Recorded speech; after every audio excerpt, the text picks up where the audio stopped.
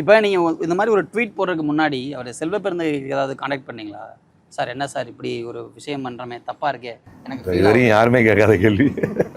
கேட்டிருக்கலாம்ல அவர்கிட்ட. ஏன்னா மாநில தலைவர் அவர்கிட்ட கேட்டிருந்தீங்கன்னா ஒரு ஐடியா இருந்திருக்கும்.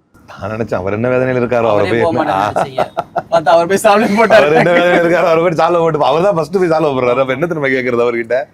ரெண்டாவது அப்போ இன்னொன்று நான் சொல்கிறேன், இன்னொன்று அப்படி இல்லை, சில அன்பு கொண்ட நிறைய தலைவர்கள் இருக்கிறாங்க. அவங்களாம் எனக்கு அழைப்பெல்லாம் கொடுத்தாங்க. நான் யார் அழைப்பையும் ஏற்கலை. ஏன்னா அவங்க என்ன செய்வாங்கன்னா அன்பாக நம்மளை லாக் பண்ணுவாங்க. தம்பி சொல்கிறேன்ல புகாரி, நான் சொல்கிறேன்ல, நாங்கள் அண்ணன் சொல்கிறத கேளுங்க. நான் நார்த் இந்தியாவிலேருந்துலாம் ஒருத்தர் கூப்பிட்டார். அவர் என்ன பண்ணுவார், அலீம் மேரே பாய் சுனோ மை ஜோவி போலாங்க சுனோ அப்படின்வார். இப்போ அவர் ஒன்றும் அரசியல்லாம் பேச மாட்டாங்க. டக்குன்னு அந்த ட்வீட்டை ரிமூவ் பண்ணிட்டு உடனே பேசுங்க அப்படின்னுவோம். அது நம்மளை சங்கடத்தை உண்டாக்கும், கஷ்டமாக இருக்கும். அதனால தான் நம்ம தொடர்பு கொள்ளையே தவிர செல்ல பெருந்தை தொடர்பு அவர் என்ன சொல்ல போகிறாரு, நானும் பார்த்துட்டு தான் இருக்கேன் அவர் ஒரு நிகழ்ச்சியிலையும் எப்படி நிற்கிறாருங்கிறத. அது எனக்கு உள்ளார்ந்து புரியறதுனால நான் தொடர்பு கொள்ளலை. நானே தந்துகிட்டு இருக்கேன். உங்க மேலேயும் ஒரு விமர்சனம் இருக்கு. நீங்க வந்து ஆல்ரெடி நிறைய கட்சி மாறிட்டீங்க.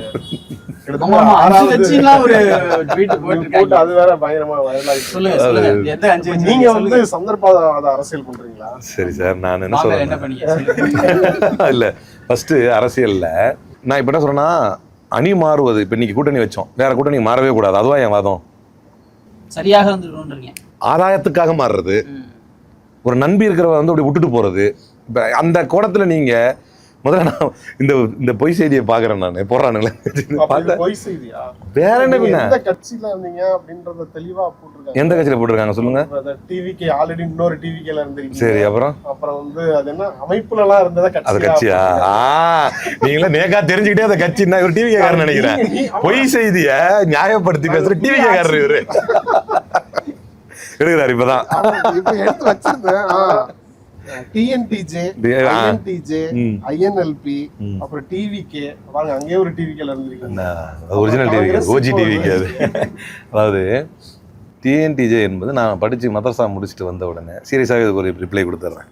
டிஎன்டிஜே என்பது usually I don't prefer, but இன்னைக்கு வந்து பொய் செய்தி தான் நாட்டை ஆண்டுகிட்டு இருக்கு. அதனால வந்து பதில் சொல்ல வேண்டியதா இருக்கு. டிஎன்டிஜே இந்த கவர்மெண்ட் தான் சொல்லிட்டே இருக்கேன் நான். விஜய் நல்ல ஆட்சியாளர் என்பதே பொய் செய்தி தான், அதுவே ஒரு ஃபேக் நியூஸ் தான்.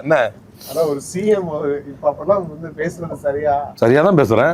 அவர் ப்ரூவ் பண்ண சொல்லுங்க. Prove me if I am wrong. Prove பண்ணி தான் சிஎம் சீட்ல உட்கார்ந்திருக்காரு. வருவேன், ப்ரூவ் பண்ணுவேன்னு சொல்லி வந்திருக்காரு. உங்களோட விளக்கத்துக்கு நான் வந்து ஆலிம் படிச்சிருக்கேன். படிச்சுட்டு வெளியே வந்தோடனே எங்கள் வீட்டு பக்கத்தில் வந்து டிஎன்டிஜி மர்க்கஸ் இருந்தது. வேலூர் இப்ராஹிம் நாங்கள்லாம் ஒன்றா இப்போ டிஎன்டிஜியில்